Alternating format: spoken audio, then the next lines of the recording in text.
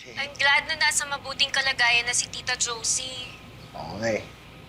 Kuya, ako na po bahala. Ay, sige, sige. Una na kayo din. Ma, dahan-dahan lang. Ganit, si Mama. Sunod ako.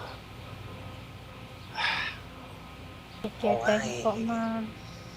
Salamat ha. Mabayaran naman talaga kita eh. Naipit lang ako. Not a problem, babe. Unahin mo ang mama mo. Salamat talaga.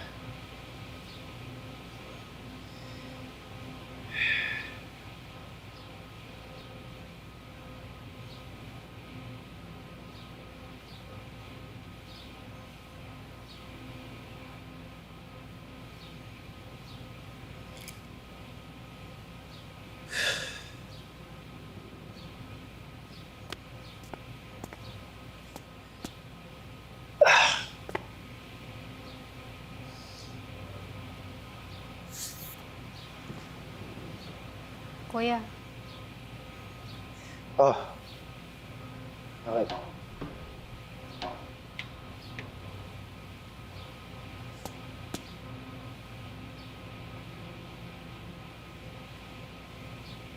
sorry. Bakit ka nagsasorry eh? Good job ka naman ah. You saved Mama's life. Dala mo siya sa ospital, di ba? Kasalanan ko, kuya. Hindi ko nabantayan si mama. Ano mo sabihin hindi nabantayan? Nandito ka naman buong araw, di ba? Gwen, nandito ka ba talaga o umalis ka?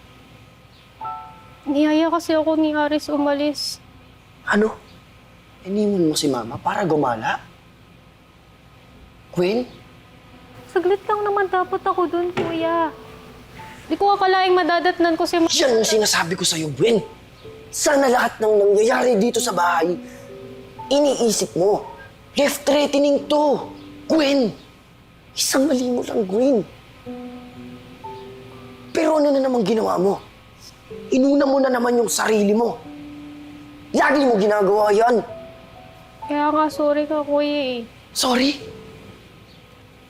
Gwen, ano magagawa ng sorry mo pag namatay si Mama? Ha? Kuya, hindi naman siya... Ano? So inaantay mong mawala si Mama? Ha? Bago ka matuto? Bago ka magbago? Ha? Hindi ganun. Eh ano? Kailangan mo nang matutuguin. Ang laki na ng gasto sa ospital. Putang na nga ako kay Jilly. When dahil sa pag-gala mo, pwedeng mawala si Mama.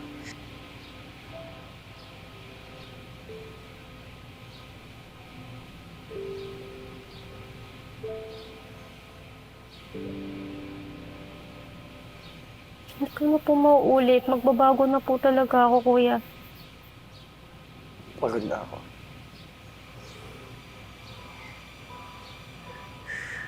Pagod na ako, Gwen. Pagod na akong unahin kayo.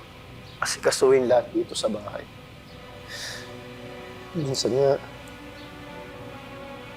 gusto ko nang tumawa kasi. Unahin yung sarili ko.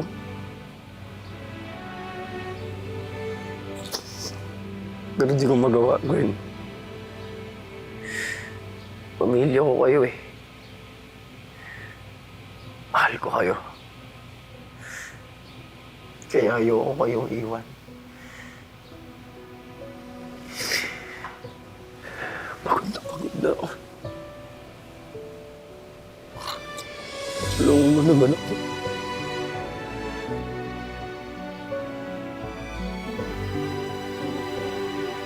Tulungan mo ako, Gwen. Sorry, kuya.